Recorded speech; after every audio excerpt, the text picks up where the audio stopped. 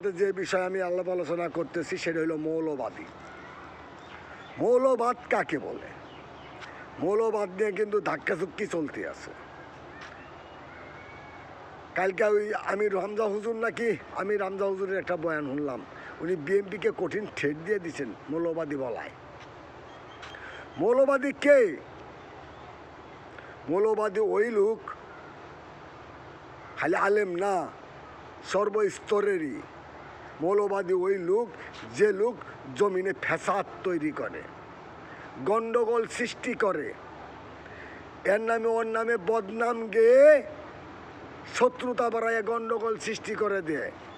মানে দুই দলে লাগায়, যেমন ইসরায়েল হামাসরে মারছে, ইরান রে মারে, ওই কী করে লেবানন রে মারে, ও ইন্ডিয়া ইয়ামিন রে মারে, ও ইন্ডিয়া সিরিয়ায় মেয়েরা কী করে ক্যাচাল সৃষ্টি করে দেয়। যারা ক্যাচাল সৃষ্টি করে ঝামেলা পাকায় তারাই হলো মৌলবাদী। মৌলবাদী তাদেরকেই বলা হয় যারা পরের দুষ্গুণ নিয়ে নাচে এবং জমিনে ফ্যাসাদ সৃষ্টি করে। আল্লাহ এদেরকে ফাসেক বলে কোরআনে আখ্যায়িত করেছেন এবং মুনাফেক বলে আখ্যায়িত করেছেন। আর কাফেররাও ফ্যাসাদ সৃষ্টি করে। ওই যে দেখালাম যে আল্লাহ পাক মৌলবাদীকে মৌলবাদী বললে মৌলবাদী যাইছে ইত্যা। কাফেররা যে মূর্তি পূজারীরা কিন্তু কাফের, যারা মূর্তি পূজা করে কোরআনের ভাষায় দেখেন এরা কাফের। আর এখন এরা কি করে নিছে, এরা একটা ধর্ম বানায় নিছে, সনাতন ধর্ম। মূর্তি পূজারীরা ধর্ম বানায় নিছে, একজন এক একটা আলাদা ধর্ম বানায় নিছে, সনাতন ধর্ম বানাইছে একজন। আসলে কিন্তু অরিজিনাল এরা কাফের। মূর্তি পূজারীদেরকে আল্লাহ পাক কি বলছেন? কাফের বলছেন।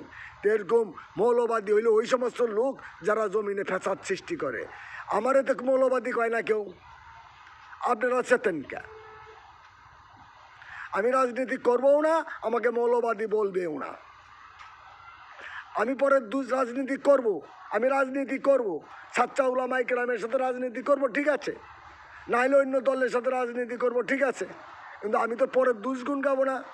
পরের দুষ্গুণ গায়ে আমি ফ্যাসাদ সৃষ্টি করবো, তখন আমাকে কি ছাড় দিবে? ছাড় দিবে না। আমি তো পায়ে পাড়া দিয়ে